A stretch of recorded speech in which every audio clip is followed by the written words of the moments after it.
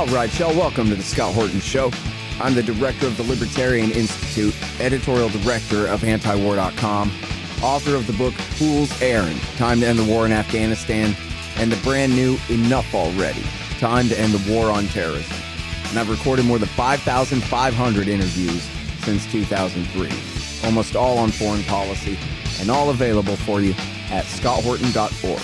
You can sign up for the podcast feed there, and the full interview archive is also available at youtube.com/Scott Horton Show. Okay, you guys, introducing John Young from Cryptome.org, which is, I think, certainly, without question, right, the greatest treasure trove of documents on the internet, which is a big place. Welcome to the show, John. How are you, sir? Good. Are you in Austin? Yes, sir. I'm in Austin. How about you? I'm in New York City, but I'm a native Texan. Oh, that's great. Well, it's a pleasure to make your acquaintance, sir. I've been familiar with your site for a very long time, although just going through it in the last couple of days here, I realize how proportionally little time I've spent on this site. It's such an important thing. And we have so much to talk about here, but can we start with your recent, I think, quite serious petition to the Department of Justice that you would like to be added to Julian Assange's indictment and prosecuted along with him under the Espionage Act for publishing the Wikileaks, I think particularly the State Department cables. Is that right? Please tell us everything about what's going on there. That's correct. That's all correct. Good for you. Well, so please explain why it is that you asked for them to do that.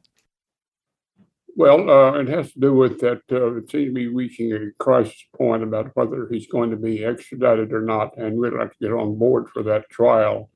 So we thought the best way to get on board for it was to join it. I also wanted to emphasize that we were the first ones to release these cables in an unredacted form before Wikileaks did. Mm-hmm. And while that's got a little bit of attention, there's not been a sufficient attention that because he's being blamed for that. But Cryptome managed to decrypt the file and post it a while before Wikileaks did. And so we'd like to own up to that and, if necessary, explain why we did it, but also to bear the burden of that and to diminish his responsibility for releasing this unredacted version.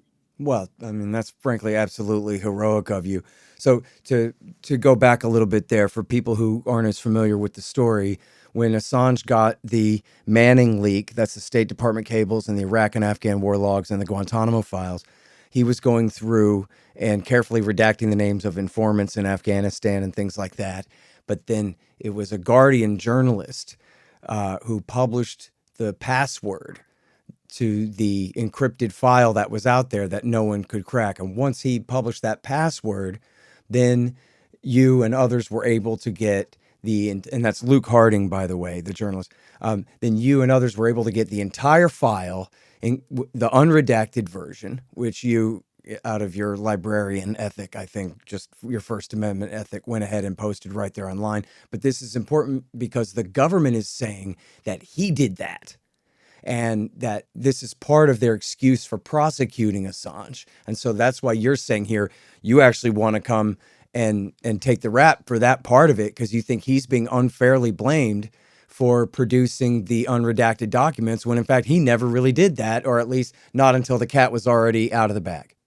That's correct. Okay, so it's a very important thing. And then, so have you gotten any response from the Department of Justice here? Not yet, no. I've also, since writing the DOJ, I've written to the judge in the case asking the judge to approve my participation as co-defendant. I've not heard from anybody yet on that. That's an interesting thing. And now, I guess I'm not sure how one would ever go about that. I'm not sure if I've ever heard of anyone asking to be added to a federal indictment before. I mean, do you have a lawyer? Have you talked to a lawyer about what's a way to actually make that happen? Or no, I would like to go into this my own way, that I'm not comfortable with lawyers because of the fact that they're typically on the side of authorities rather than on the side of their defendants. Even though they may claim they're on the side, they are officials of the government. Of course, I have to quickly say that I'm also an official of the government as a registered architect in New York State. So the role of officials who are licensed by the state and what they do to maintain their privileged income source is an important factor here. Mm-hmm. So I wanted to take part in this in my own way, like Assange is. Mm-hmm. Well, and listen, I think, just from the outside, it's nice to know that you have this, apparently, this mutual respect with Julian Assange and his organization, Wikileaks. Someone might assume that you guys are competitors, there's some bad blood there, or any kind of thing like that, but you see a bit of yourself in him, is that right? Well, I actually helped set up WikiLeaks. I was asked by Julian to serve as the registrar of the domain and was involved in the origination of WikiLeaks for several weeks until we had a falling out. And since then, we've gone in parallel routes. He, of course, has become far better known than we have ever been. And so that we're slightly competitors, but we don't rely upon media for our distribution like he does. We stay at a small time operation. And by the way, since we're practicing architects, we do this as a public service rather than as a full-time job. Mm-hmm. And I saw you have leaked blueprints of skyscrapers and things on the page right now. So it seems important and relevant. It is because we think that what's happening with cities right now is an important issue. We spent some time working with the New York City Building Department where we had access to this material. So we're sharing that. It's not classified in any way, but it takes a while to get access to it. So we have ranged widely in what we publish, that we're not particularly focused on national security material, although we've done a good bit of that, but that's not all we do. Right. Okay, now, so, and tell us about your history here. You've been around since 1996, huh? Almost as long as antiwar.com. Yeah, that's right. That's when we set up Cryptome. We had a predecessor organization called Urban Deadline that we set up in 1968. That was a community service group set up at Columbia University when we were graduate students. And then that segued into Cryptome when we became active on the internet. Mm-hmm. That's really great. And then do you have some kind of estimate of how many files you have on here, or particularly like classified national security type stuff or formerly classified documents? Not just those. The total archive we got is about 96 MB, and I'm sorry, 96,000 files. Mm-hmm. And so, but it's a wide variety of public information that is hard to come by. Mm. And now, I should say we have done a number of classified publications from other countries as well as the United States, from Britain and other countries that are much tighter in distribution of national security information has been sent to us, and I've been happy to publish that. Uh-huh. And now, as far as the asking to be indicted along with Assange here, I mean, it shouldn't go unstated how completely absurd this is. Not the part about you chiming in, that's heroic, but the part about them daring to indict a publisher for publishing. Not the leaker, the government employee for leaking a document, but the leakee, the publisher. And the idea that they could prosecute you under the Espionage Act ought to sound as absolutely absurd in everyone's ear as the idea that they're doing it to Julian Assange. What you guys are doing is not espionage at all. Now, I mean, it's at least arguable whether someone like Manning, who's leaking to you, is espionage. I don't think that's what espionage really means in the first place. They're a heroic whistleblower leaking to the public. But still, at least they have a contract and a promise not to leak. But as a publisher, you have every right, just as much as Benjamin Franklin, to publish whatever the hell you want, right? Or what am I missing? That's correct. Is that thanks to the internet, we have a broad base of distribution now that we did not have before when it was all in hard copy. And so the internet has changed the game for everybody, including you. Mm-hmm. And so now I'm sure you've noticed that the New York Times and then even the government of Australia has come out in the last week saying, okay, it's time to go ahead and let Assange off the hook. I guess they made their example out of him, punishing him before trial here. Um, do you think that maybe there's some movement, and does it look to you like maybe they are going to back off at this point and let him go? Well, it's going to be interesting because what's still not clear to me is what lies behind these publishers deciding to do this, since they could have done it quite some time ago. Mhm. One of the things we've learned is the backroom deals made between publishers and governments around the world to build stature for both of them by mutual agreement, kept quiet, and then they both crow about their roles. So we'll see what comes of this. For example, in our effort, we've suggested that perhaps these 5 publishers would publish the unredacted cables to show their good faith. We're not sure they will. Hmm. Um, and now on the site itself, I'm sure you're aware that WikiLeaks has been having a lot of trouble lately. And their site is falling apart. And, you know, there used to be mirrors all over the place. I actually found a page of links to WikiLeaks mirrors on Cryptome, but they're all broken now. It's from a long time ago. And I wonder whether, I mean, and I know I did see on your site that there's a torrent file of at least the State Department cables. But I just wonder, is it possible, or did you already, is there somewhere a real and complete independent mirror of the WikiLeaks site that people can go to that still have all the documents? Now, even the famous "Niet means Niet" State Department memo from William Burns is 404 over there right now. Well, good question. This integration of WikiLeaks is a surprise to all of us. We don't know what that's all about, whether it's under attack or being withdrawn on purpose by the operators, the remaining operators, and so we don't really know. At one point, there were a number of mirrors of WikiLeaks. I don't know what the status of those are right now, but we'll be looking into that. We've mirrored a few of the sites, but nowhere near the full collection. I suspect there are collections out there. Not everyone's going to be willing to say they've got them all, but they might. I know early in the days, WikiLeaks encouraged people to make mirrors of their site, thinking they'd be taken down. So at least some of them are out there. I think it may be that WikiLeaks is also doing a counter-offensive by taking some of this stuff down to see what happens. Everyone's trying some new stuff these days, which is kind of exciting. Mm-hmm. I'm sorry, what exactly do you mean by that? Taking it down in order to serve their interests? How? Well, I think not having a WikiLeaks out there with all this material, I think is going to disturb a lot of people. As it is doing, it's stirring up some concern as to what will happen. Because I know in the past, WikiLeaks has warned that they could be taken down, and people said, "Oh, well, you're right, that you're just bluffing. We know you'll always be up." So they've actually spoiled people thinking it will always be available. So the question now is, will it come back up? Is it going to come back in a different form? Who's got it all? So that's why I see some interesting possibilities coming up now. We wish we had it all. We'd certainly do our best to put it up, although we don't have the same resources WikiLeaks does.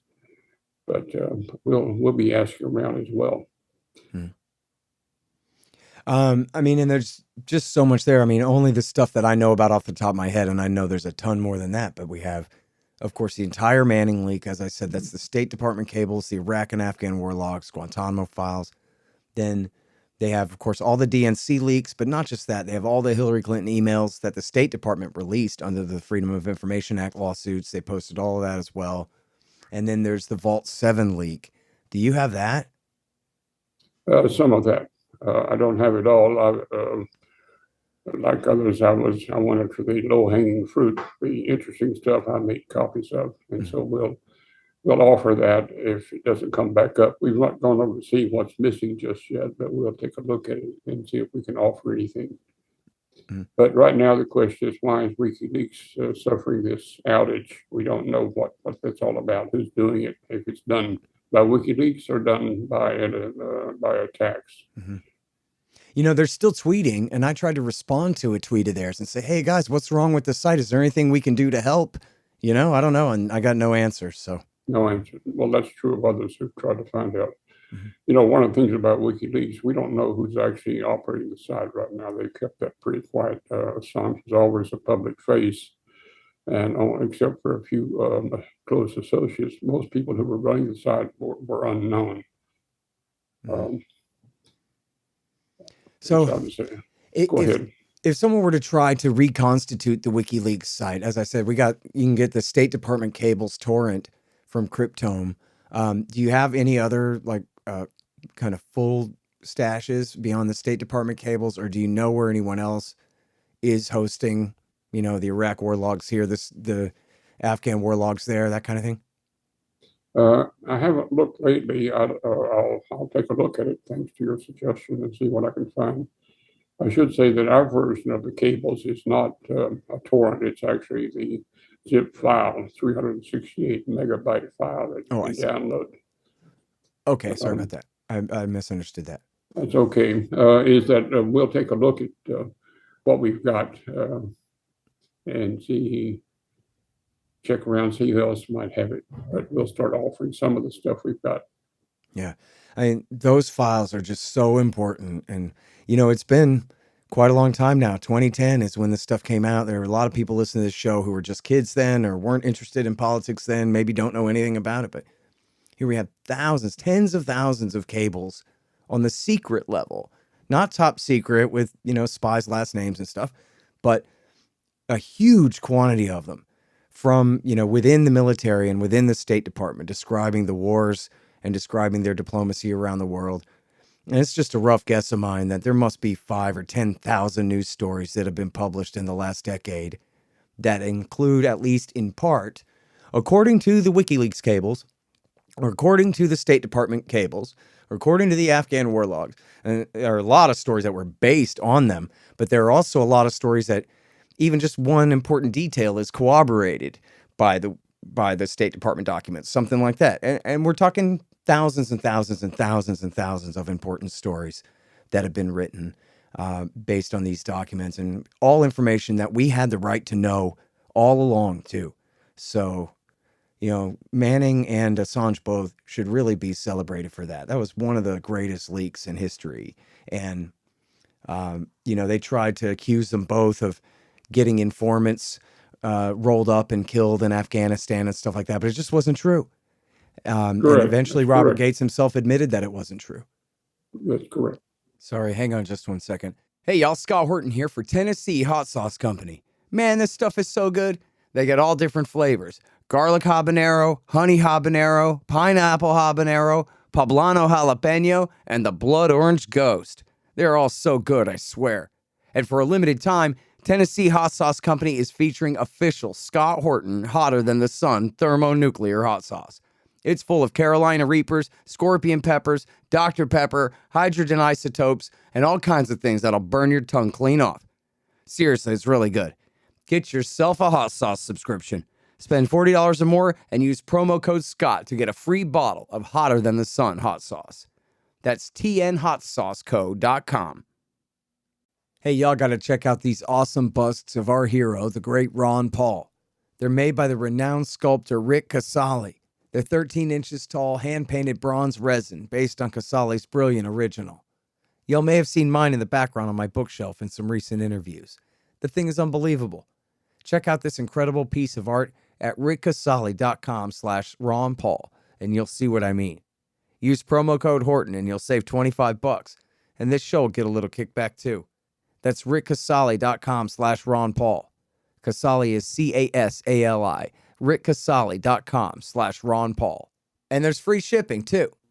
So, hugely important. Now, okay, so, I wanted to ask about the Snowden documents too. I know that you and WikiLeaks both have in the past collected documents that were not leaked directly to you, but they got published somewhere, and then you back them up too, as I was mentioning there with the emails that the State Department released that WikiLeaks was hosting, and you have all this stuff as well. And so I just wondered whether you have your own stash of the Snowden docs. I remember the website, the Electronic Frontier Foundation, EFF, they used to keep them all. Like whenever a new Snowden story came out and it had the PDF of the document, they saved them all and they had this one page that had them all. And then that page is all 404 now. It doesn't work anymore now. And I just wonder whether anyone is keeping sort of the single stash of all of the Snowden docs that were released, even though many weren't. We have a stash. I didn't realize that EFL's stash was down because it was comprehensive. I'll have to look into that. We had a running account too of that and mirrored everything that came out that we could get access to, and it's still up. We seldom take anything down, so I'm surprised that EFF took it down, but I'll take a look. Thanks for pointing that out. Yeah, I think I'll go back and take a look too, because actually the last time I saw it was a few years ago, and I was disappointed to see that it was all broken then. But I haven't looked recently, so they could have fixed it. I don't know. And by the way, well, I'll just point out, as you may know, we've been complaining for years about how little of the Snowden material was released. We calculated no more than 15% of what he gave to the journalists was ever released. And so there's an awful lot of material that you journalists ostensibly have, and they have claimed that they've released all the important stuff, but we don't know what's happened with the 85% that was never released. I think that's a very important point. And I mean, the deal was supposed to be we publish everything that we can out of here, right? And then, but there's also going to be stuff, since it was this huge dump, there would have been personal information about non-public people, that was need to be protected, bank accounts and whatever it is, who knows, things that a responsible journalist would not publish. But we should have got everything except that. And in fact, the leak came out in 2013, and then it wasn't until 16 and a half or something that Murtaza Hussein wrote that piece at The Intercept where he said, oh, here from the NSA docs is a Saudi princeling instructing the jihadists in Syria to attack the airport. And if this had come out in 2013, it would have been a huge part of the narrative about the Saudi role and the al-Qaeda role on the ground there in the dirty war in Syria. And then somehow that document was available in 2016, meaning that it had been around for 3 years. And they hadn't published it until, for some reason, they felt like it. You know? And by the way, Hussein was a partisan of al-Qaeda there. So I always like to point that out. He'll never get over the shame of that. Well, one of the interesting things is, some of the journalists have complained about being curtailed by their own publishers from publishing what they'd like to publish.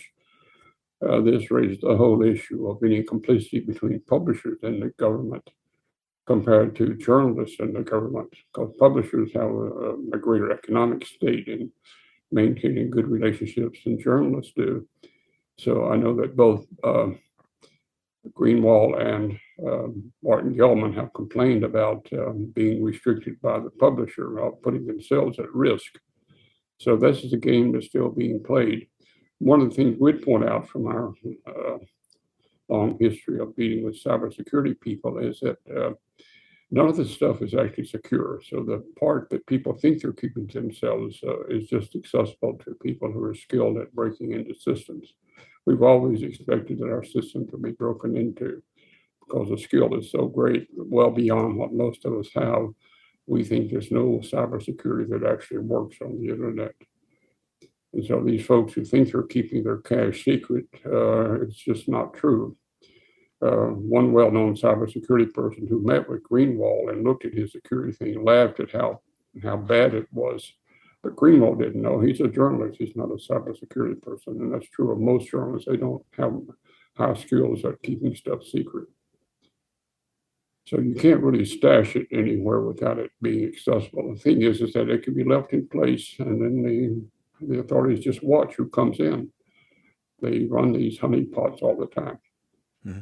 Well, and they can even if you have it air gapped and turned off, that they have ways of interrogating an unplugged hard drive, right? Yep, burglary. These folks are professionals at getting access to what we want to get access to. And so I think that we know something of a dream world. I think that cybersecurity is sufficient. Encryption is not sufficient. Mm-hmm. So I think that I don't want to sound like a paranoid nut, but I'm saying is that the skills these folks have who don't want this material out there are far beyond what most of us have. Therefore, we don't worry about publishing what we publish. Mhm. It's out there. It's just that some people market this stuff, who are also highly skilled, including ex-spies who steal stuff from places like Wikileaks and us and market this stuff. So there's an underground market for this highly classified material. Mhm. Other spies pay well for this material. So it's still an ongoing story as to how all this is going to be sorted out. But right now, the whole notion of redacting stuff from files is ridiculous. Redaction is actually a sales gimmick. Hmm. We're totally opposed to redaction. What, just because people can find the unredacted file somewhere anyway, so why bother? Is that what you mean? That's correct. In fact, just to say you've redacted it makes you a target for getting at what you've redacted. Mhm. So to brag about it is, in fact, to wave a flag. Come hit us. We've got it. That's interesting. Now, so I saw a thing actually this morning where someone was correctly noting that General Hayden lost control of the Vault 7 data when he was responsible for it. And now he wants to go around demonizing Julian Assange and all of that. But that was at least 50% his fault for it getting out. But then it's interesting of what you say there about how there really is no defense, I think, even for them. And I remember reading a thing, I don't think it was Hayden, but it was some kind of NSA type official a few years ago I read saying that when it comes to cybersecurity, sort of like you said, there really is none. And that, like, if there's a soccer game between America and Russia over who can break into each other's computers, the score is 7,000 to 8,000, right? That there's basically no defense. You can run the tightest security that you can, but there's always a way around. And so it's easy to score and very hard to prevent the other side from scoring, essentially. Is that more or less your understanding? That's correct. That the internet is a fabulous spy machine. It gets into places that it couldn't get into before. But it's also a nice cover story for how it's actually done.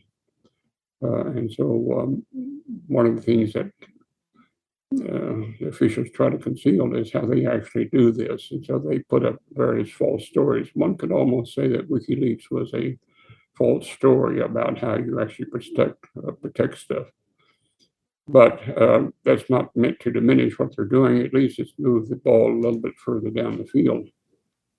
And I think that's why I say that what comes from WikiLeaks is going to be interesting, and what will come from us. But there have been dozens of sites like ours since we first started. They're not WikiLeaks is just the most prominent one, but there are tons of other people working the same modus of operandi. But now, does that mean too that you can't promise, you're not pretending to promise security if someone wants to leak documents to you, that you're saying that there is no secure drop? Not really. We actually post that message. Mhm. We have one file that suggests how you could get stuff to us without disclosing who you are, but we can't promise cybersecurity. We say it's not possible. That's a file that's on our site. Mhm. And now that curtails some people who don't want to believe that there's no privacy. But we think it's something of a con job to promise privacy and security. Mhm. Well, now, It's a growing field, though. It's amazing how quickly cybersecurity has come a very lucrative field. sure. Well, like, so if you had a secure drop thing, which I don't know how it works, I'm just a guy over here, but something like secure drop, it'll protect you from some people's observation, if not the National Security Agency or the CIA still, right? That are skilled hackers. A lot of these people who have left these agencies are quite skilled at breaking and entering cyber systems. Mhm. We've associated with some of those people, and they just quietly keep it themselves and let the public people have their highly publicized fights. They Yeah. like to work in the background. Yeah, well, and that's the whole thing about all the contractors from the new Homeland Security state, right? Is they are kind of deniable spies for things that police and spies are not allowed to do in America, that they just hire a contractor to do it for them, that kind of thing, huh? Yep. Our recommendation is kind of like shooting ourselves in the foot. Just don't use the internet if you want privacy. but it's a seductive tool. We use it all the time, but we certainly don't expect to have privacy on the internet. Mm-hmm. Well, it's certainly a double-edged sword. Well, let me ask you. So when they first announced the URLs and the links and everything in 1994, I was still in high school, and there were a couple of kids who were on top of it and who were buying their own name.com right then and that kind of thing.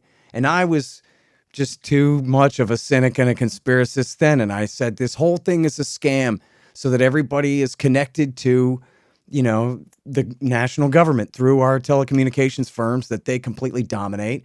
And everything that we put out there, fine, but that means they can get everything in all our computers too. It's the telescreen from 1984, even if it's two-way.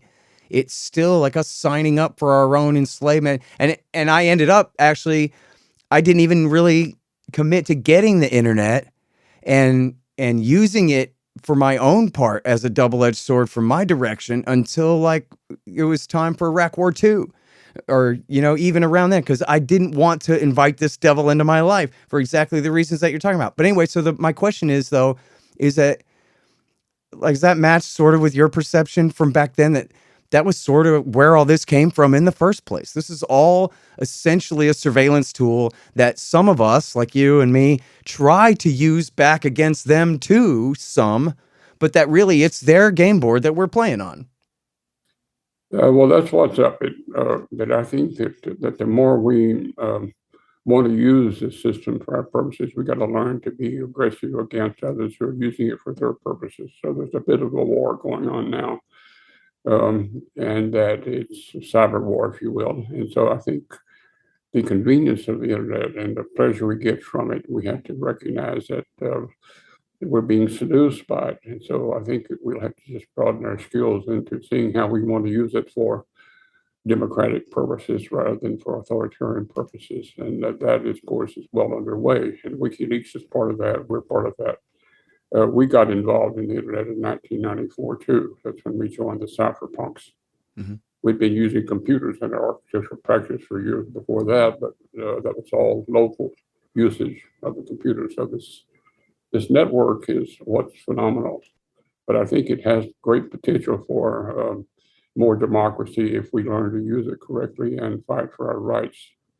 And that's why I say that we need more of the Cryptomes and Wikileaks. We need more people running their own unfettered outlets and not be intimidated by these accusations of espionage and releasing national security information. I think that's bullshit.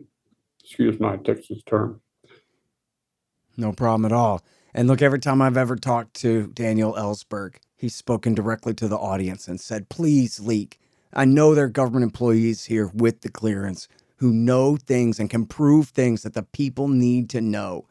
And we send guys to war to get their legs blown off. You're not willing to do a couple years in the penitentiary? Come on, man up, do the right thing, tell the truth. Well, that's the bind that these government officials have, is they can be punished more than a citizen like me can for violating their national security agreement. So it's a Faustian deal they got themselves into. And notice that the government really does come down hard on officials who leak. Whether it's there are dozens of them out there who've been sent to jail. And they're trying to send a message that anything that you leak from the inside, we're going to punish you more than we would an ordinary person. People even pointed out, why has Cryptome not been punished like WikiLeaks has, or I have not like Assange has? Well, it's because we're small. I'm a small fry. They go for the big fry.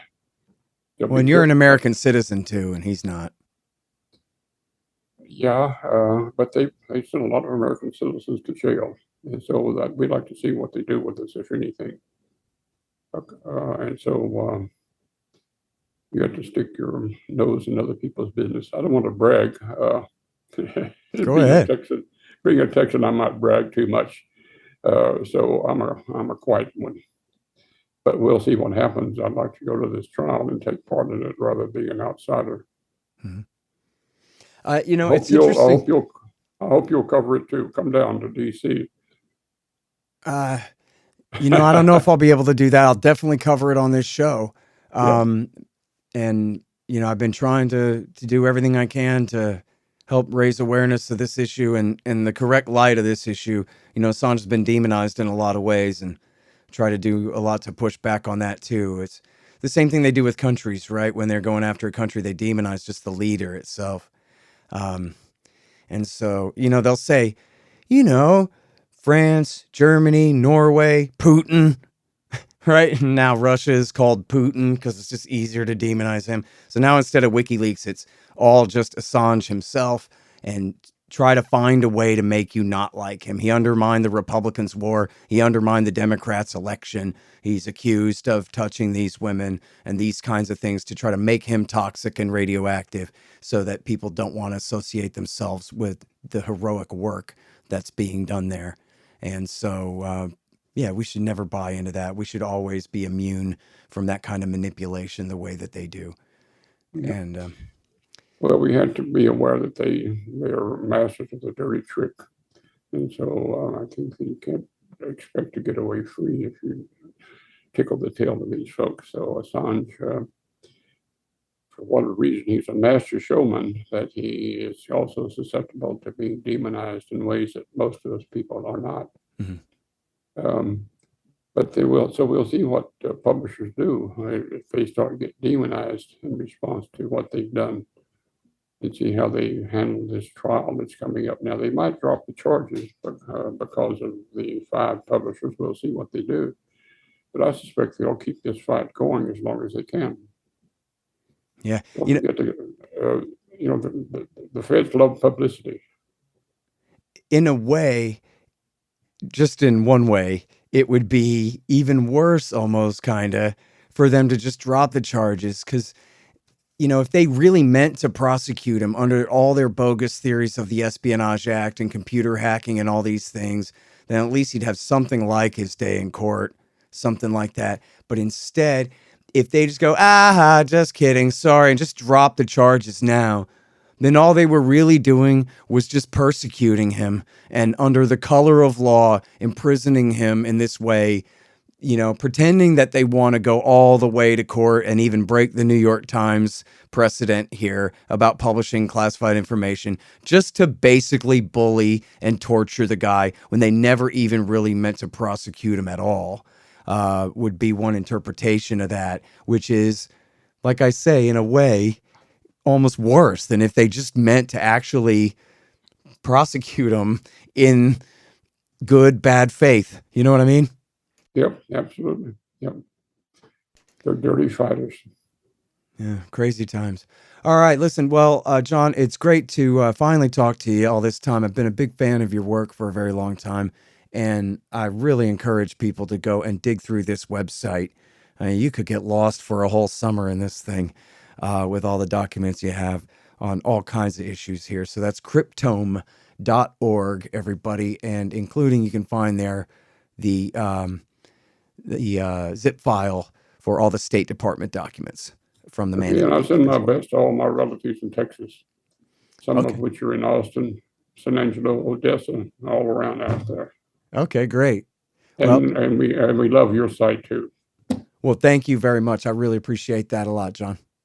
The Scott Horton Show, Anti-War Radio, can be heard on KPFK 90.7 FM in LA, APSradio.com, antiwar.com, scotthorton.org, and libertarianinstitute.org.